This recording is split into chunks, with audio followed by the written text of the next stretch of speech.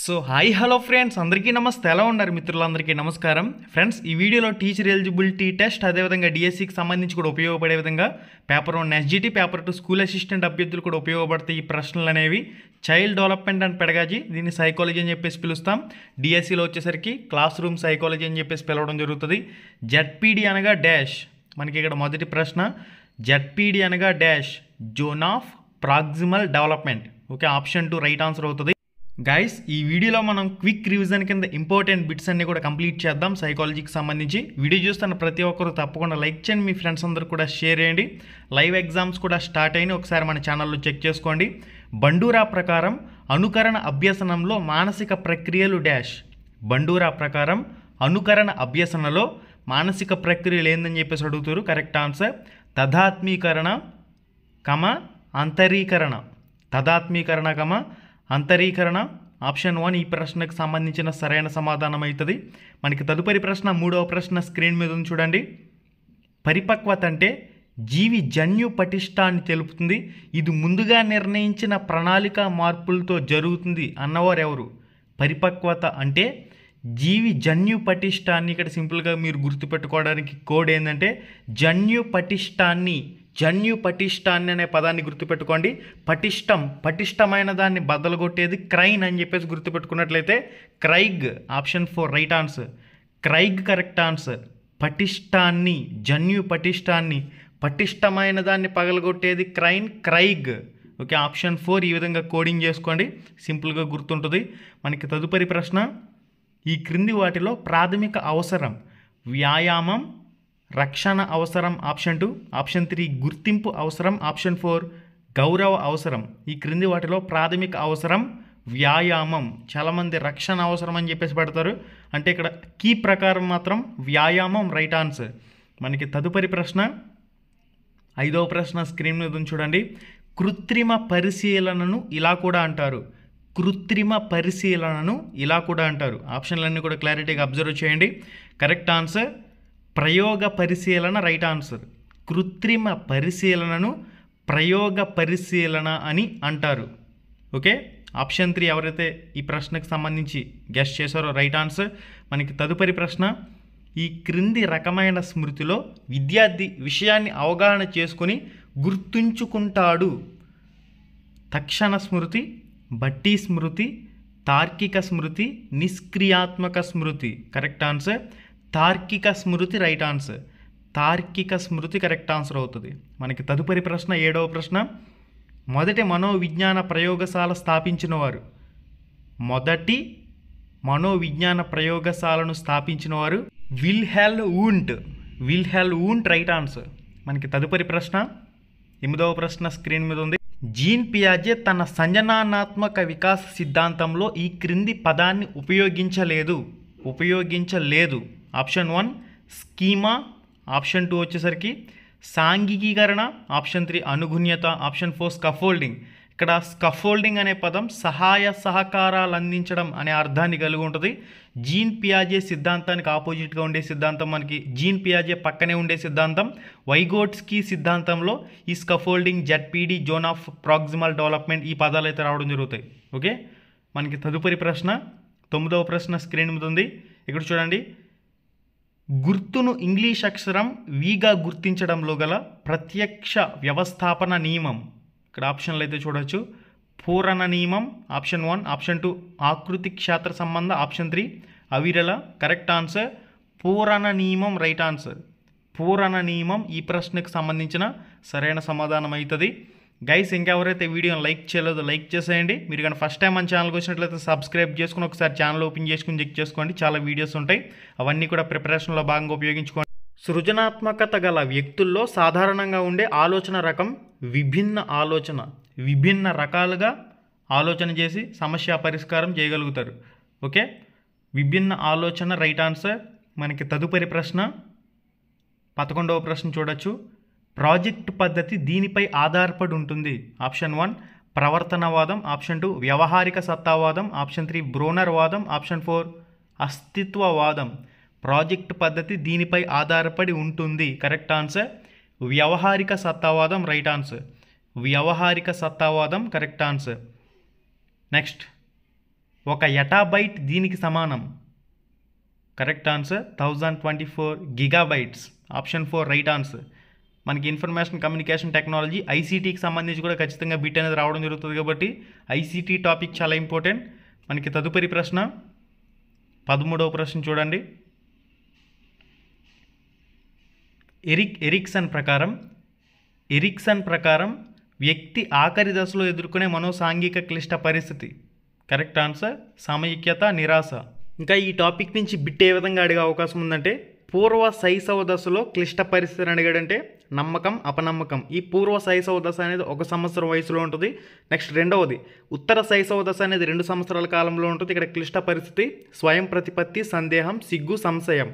3వ దశ క్రీడా దశ. ఈ క్రీడా దశ అనేది 3 నుంచి 5 సంవత్సరాల వయసులో ఉంటుంది. ఇక్కడ క్లిష్ట పరిస్థితి చొరవ, అపరాధ భావం. 4వ దశ పాఠశాల దశ. ఈ పాఠశాల దశ అనేది 6 నుంచి 11 సంవత్సరాల వయసు వరకు ఉంటుంది. ఇక్కడ క్లిష్ట పరిస్థితి శ్రమించడం, న్యూనత. ఇక 5వ దశ కౌమార దశ. ఈ కౌమార దశ అనేది 12 నుంచి 20 సంవత్సరాల వయసు వరకు ఉంటుంది. ఇక్కడ క్లిష్ట పరిస్థితి పాత్రతా గుర్తింపు, పాత్రతా సందిగ్ధం. నెక్స్ట్ 6వ దశ పూర్వ వయోజన దశ. ఈ పూర్వ వయోజన దశ అనేది 21 సంవత్సరాల నుంచి 30 సంవత్సరాల వయసు వరకు ఉంటుంది. ఇక్కడ క్లిష్ట పరిస్థితి సాన్నిహిత్యం, ఏకాంతం, ప్రేమలో పడతాడు. నెక్స్ట్ 7వ దశ మధ్య వయోజన దశ. 30 సంవత్సరాల నుంచి 60 సంవత్సరాల వయసు వరకు ఉంటుంది. ఇక్కడ క్లిష్ట పరిస్థితి ఉత్పాదకత, స్తబ్దత. నెక్స్ట్ లాస్ట్ది 8వ దశ పరిపక్వ దశ. ఇక్కడ 60 సంవత్సరాల వయసులో ఇది వస్తుంది. ఇక్కడ క్లిష్ట పరిస్థితి చిత్తశుద్ధి, నిరాశ, సమగ్రత, నిరాశ. ఈ బిట్టే మనకు అడిగాడు లాస్ట్లో 8వ దశ. ఓకే, మనోసాంఘిక వికాస్ సిద్ధాంతాన్ని ప్రతిపాదించింది ఎవరంటే ఎరిక్సన్. ఇతడు జర్మనీ దేశస్థుడు. ఇక్కడ మొత్తం 8 దశలకు సంబంధించి ప్రతిపాదించడం జరిగింది. ఓకే, ఈ టాపిక్ కంప్లీట్గా చదవండి. ఒక మార్క్ ఖచ్చితంగా మీకు టెట్లో మీ జేబులో ఉన్నట్లే, అందులో ఎటువంటి సందేహం లేదు. ఎరిక్సన్ ప్రకారం వ్యక్తి ఆఖరి దశలో ఎదుర్కొనే మనోసాంఘిక క్లిష్ట పరిస్థితి అని అడగబట్టి సమైక్యత, నిరాశ. ఓకే, ఆప్షన్ 1 ఈ ప్రశ్నకు సంబంధించిన సరైన సమాధానం. మనకి తదుపరి ప్రశ్న question number 14 on your screen. పిల్లల్లో వైయక్తిక భేదాలకు కారణం అనువంశికత, పరిసరాలు. ఆప్షన్ 3 అనువంశికత, పరిసరాలు 2. ఆప్షన్ 4 పరిపక్వత, ప్రజ్ఞ. కరెక్ట్ ఆన్సర్ అనువంశికత, పరిసరాలు 2 కూడా రైట్ ఆన్సర్ అవుతుంది కాబట్టి option 3 correct answer. Next one question number 15. Gestalt అనగా డాష్. గెస్టాల్ట్ అనగా ప్రత్యక్షం, అంతర్దృష్టి, భాగం, సమగ్రాకృతి. గెస్టాల్ట్ అనగా సమగ్రాకృతి రైట్ ఆన్సర్. మనకి తదుపరి ప్రశ్న 16వ ప్రశ్న స్క్రీన్ మీద చూడండి. 10వ తరగతి తర్వాత ఏ కోర్సు చదవాలో తెలుసుకొనుటకు కావలసిన మార్గదర్శకత్వం. ఆప్షన్ 1 ఔద్యోగిక, ఆప్షన్ 2 కుటుంబ, ఆప్షన్ 3 విద్యాపరమైన, ఆప్షన్ 4 గౌణ. 10వ తరగతి తర్వాత ఏ కోర్సు చదవాలో తెలుసుకున్నట్టుకు కావాల్సిన మార్గదర్శకత్వం విద్యాపరమైన మార్గదర్శకత్వం. ఓవర్ థింకింగ్ చేశారంటే గౌన అవసరం అని పెడతారు, మార్పు పోతుంది. మనకి తదుపరి ప్రశ్న 17వ ప్రశ్న. దీక్షా పూర్తి రూపం లేదా దీక్షా ఫుల్ ఫామ్ ఏంటని చెప్పేసి అడుగుతూ ఉన్నారు. Correct answer digital infrastructure for knowledge sharing. Digital infrastructure for knowledge sharing. Option 4 ఈ ప్రశ్నకు సంబంధించిన సరైన సమాధానం అవుతుంది. మనకి తదుపరి ప్రశ్న 18వ ప్రశ్న. శీల స్థాపన, గ్రహించడం ఈ రంగానికి చెందును. శీల స్థాపన, గ్రహించడం ఈ రంగానికి చెందును. అది ఏ రంగం అనేది ఇక్కడ కామెంట్ రూపంలో పోస్ట్ చేయండి ప్రతి ఒక్కరు కూడా. శీల స్థాపన, గ్రహించడం ఈ రంగానికి చెందినది. ఓకే, భావావేశ రంగం. మనకి తదుపరి ప్రశ్న 19వ ప్రశ్న స్క్రీన్ మీద చూడండి. సహభాగి నాయకత్వాన్ని ఇలా కూడా పిలుస్తారు. సహభాగి నాయకత్వాన్ని ఇలా కూడా పిలుస్తారు. అధికార, ప్రజాస్వామ్య, జోక్యరహిత, అనుమతించే రకం పిల్లల పెంపక శైలి. ఓకే, మరి ఇక్కడ కరెక్ట్ ఆన్సర్ ప్రజాస్వామ్య రైట్ ఆన్సర్. మనకి తదుపరి ప్రశ్న 20వ ప్రశ్న. యానిమల్ ఇంటెలిజెన్స్ ఎక్స్పెరిమెంటల్ స్టడీస్ అనే గ్రంథాన్ని వివరించబడిన సిద్ధాంతం ఏమిటని చెప్పేసి అడుగుతారు. యానిమల్ ఇంటెలిజెన్స్ ఎక్స్పెరిమెంటల్ స్టడీస్ అనే గ్రంథాల్లో వివరించబడిన అభ్యసన సిద్ధాంతం. కరెక్ట్ ఆన్సర్ యత్నదోష అభ్యసన సిద్ధాంతం రైట్ ఆన్సర్ అవుతుంది. యత్నదోష అభ్యసన సిద్ధాంతం కరెక్ట్ ఆన్సర్. మనకి తదుపరి ప్రశ్న నెక్స్ట్ వన్ క్వశ్చన్ నెంబర్ 21. ఈ క్రింది వాటిలో అప్లికేషన్ సాఫ్ట్వేర్ ఎంఎస్ ఆఫీస్. ఇక్కడ చూడండి, ఎంఎస్ ఆఫీస్ అనేది అప్లికేషన్ సాఫ్ట్వేర్, మిగిలినవన్నీ కూడా system softwares, application software, MS office right answer అవుతుంది. మిగిలిన డోస్, విండోస్, లోనాస్ ఇవన్నీ కూడా సిస్టమ్ సాఫ్ట్వేర్. ఓకే, ఆప్షన్ 1 ఈ ప్రశ్నకు సంబంధించిన సరైన సమాధానం. మనకి తదుపరి ప్రశ్న 22వ ప్రశ్న. అచేతన ప్రవర్తనను అంచనా వేసే పరీక్షలు. అచేతన ప్రవర్తనను అంచనా వేసే పరీక్షలు శోధికలు, ప్రశ్నావళులు, చెక్లిస్టులు, ప్రక్షేపక పరీక్షలు. అచేతన ప్రవర్తనను అంచనా వేసే పరీక్షలు ప్రక్షేపక పరీక్షలు రైట్ ఆన్సర్. ప్రక్షేపక పరీక్షలు ఆప్షన్ 4 ఈ ప్రశ్నకు సంబంధించిన కరెక్ట్ ఆన్సర్ అవుతుంది. మనకి తదుపరి ప్రశ్న 23వ ప్రశ్న. వికాస సూత్రంలో తప్పుగా రాయబడింది. వికాస సూత్రంలో తప్పుగా రాయబడింది ఏమిటి? ఆప్షన్ 1 వికాసాన్ని ప్రాగృతీకరించవచ్చు. వికాసం నిర్దిష్ట దశ నుంచి సాధారణ దిశగా సాగుతుంది. వికాసం అవిచ్ఛిన్న చర్య. వికాసం అన్ని దశల్లో ఒకేలా సాగదు. అయితే ఇక్కడ వికాస సూత్రంలో తప్పుగా రాయబడింది వికాసం సాధారణ దిశ నుంచి నిర్దిష్ట దిశ వైపు సాగుతుంది. కానీ ఇక్కడ ఏమి ఇచ్చాడంటే వికాసం నిర్దిష్ట దిశ నుంచి సాధారణ దిశ వైపు సాగుతుందని ఇచ్చాడు కాబట్టి ఆప్షన్ 2 రైట్ ఆన్సర్ అవుతుంది. మనకి తదుపరి ప్రశ్న 24వ ప్రశ్న. సరికాని జతను గుర్తించండి. సాధికారతత్వ పిల్లల పెంపక శైలి పిల్లలకు స్వయం ప్రతిపత్తి ఉండదు అంటున్నాడు. ఇక్కడ పిల్లలకి స్వయం ప్రతిపత్తి ఉంటుంది. ఆప్షన్ 1 ఈ ప్రశ్నకు సంబంధించి రైట్ ఆన్సర్ అవుతుంది. నెక్స్ట్ ఆప్షన్ 2 చూడండి. నిరంకసతత్వ పిల్లల పెంపక శైలి. నిరంకసతత్వ పిల్లల పెంపక శైలిలో పిల్లలను అధికంగా నియంత్రిస్తారు. Yes right answer. అంగీకారతత్వ పిల్లల పెంపక శైలిలో పిల్లల ఆలోచనలను ఆమోదిస్తారు. Yes right answer. జోక్యరహిత పిల్లల పెంపక శైలిలో పిల్లలను తక్కువగా స్వీకరిస్తారు. ఎస్ ఇది కూడా రైట్ ఆన్సరే. మనకి తదుపరి ప్రశ్న క్వశ్చన్ నెంబర్ 25.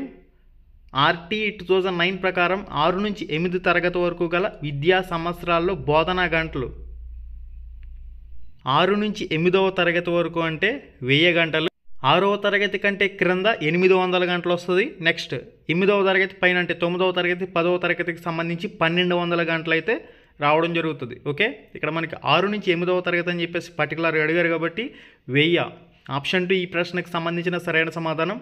అదే 9th క్లాస్ 10th క్లాస్లో ఒక విద్యా సంవత్సరంలో బోధనా గంటలు అని అంటే 1200 గంటలు రైట్ ఆన్సర్ అవుతుంది. బహుళ ప్రజ్ఞా సిద్ధాంతమును ప్రతిపాదించిన వారు. బహుళ ప్రజ్ఞ అనగానే గుర్తుకు వచ్చేది గార్డినర్. బహుళ ప్రజ్ఞా సిద్ధాంతమును ప్రతిపాదించిన వారు గార్డినర్ సరైన సమాధానంగా గుర్తించాలి. తదుపరి ప్రశ్న క్వశ్చన్ నెంబర్ 27. సాఫ్ట్ బాల్ ఆడే వ్యక్తి క్రికెట్ ఆడటం నేర్చుకోదలిచాడు. ఇక్కడ అభ్యసన బదలాయింపు రకం అనుకూల బదలాయింపు. ఎందుకు అనుకూల బదలాయింపు అంటే ఫర్ ఎగ్జాంపుల్ చూడండి, సైకిల్ తొక్కడం నేర్చుకున్న వ్యక్తికి స్కూటర్ నేర్చుకోవడం లేదా బైక్ నేర్చుకోవడం ఏ విధంగా దోహదపడుతుందంటే అనుకూలంగా దోహదపడుతుంది. సైకిల్ తొక్కడం అనేది స్కూటర్ నేర్చుకోవడానికి అనుకూలంగా ఉపయోగపడుతుంది కాబట్టి అనుకూల బదలాయింపు. ఇక్కడ కూడా సేమ్ అదే రూల్ అప్లై అవుతుంది. సాఫ్ట్ బాల్ బాగా ఆడే వ్యక్తి క్రికెట్ ఆడటం నేర్చుకోవడానికి అనుకూలంగా ఉపయోగపడుతుంది కాబట్టి అనుకూల బదలాయింపు అవుతుంది. మనకి తదుపరి ప్రశ్న question number 28 on your screen. NEP 2020 ప్రకారం 1-2 తరగతులు దీని క్రిందకు వస్తాయి లేదా వస్తారు. పునాది దశ, పునాది పూర్వక స్థాయి. ఇక్కడ మనకి ఆప్షన్ 1 రైట్ ఆన్సర్ అవుతుంది. పునాది పూర్వక స్థాయి. ఆప్షన్ 1 ఈ ప్రశ్నకు సంబంధించిన సరైన సమాధానం. మనకి తదుపరి ప్రశ్న క్వశ్చన్ నెంబర్ 29. ప్రశాంత్కు తన తల్లి మాటలు వినాలని లేదు. 1 ప్రశాంత్కు తన తల్లి మాటలు వినాలని లేదు. 1 మైనస్ అంటే పరిహార. అలా అని ఆమెతో తిట్లు తినాలని కూడా లేదు. ఇది కూడా మైనస్ పరిహార. అదే మనకి ప్లస్ ఉందంటే ఉపగమం అవుతుంది. ఒక విషయం పాజిటివ్గా ఉందంటే అది ప్లస్ ఉపగమంలోకి వెళ్తుంది. మైనస్ని సూచిస్తుందంటే అది పరిహారంలోకి వస్తుంది. ఓకే, ఇది అందరికీ తెలిసిన టాపిక్, చాలా ఈజీ టాపిక్. ఇక్కడ మనకి 2 కూడా మైనస్లో ఉన్నాయి కాబట్టి పరిహార సంఘర్షణ రైట్ ఆన్సర్. అలా కాకుండా మహేష్ బాబు అంటే ఇష్టం, ఎన్టీఆర్ అంటే ఇష్టం, ఇద్దరిలో ఎవరు బాగా ఎక్కువ ఇష్టం అంటే తేల్చుకోవడంలో అభ్యర్థి ఎదుర్కొంటున్న సంఘర్షణ అంటే ఇద్దరు కూడా ఇష్టమే కాబట్టి ప్లస్ ఉపగమ సంఘర్షణ అవుతుంది.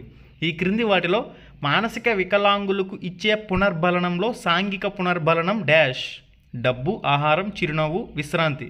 చాలా క్లారిటీగా ఉంది. ఈ క్రింది వాటిలో మానసిక వికలాంగులకు ఇచ్చే పునర్బలనంలో సాంఘిక పునర్బలనం చిరునవ్వు.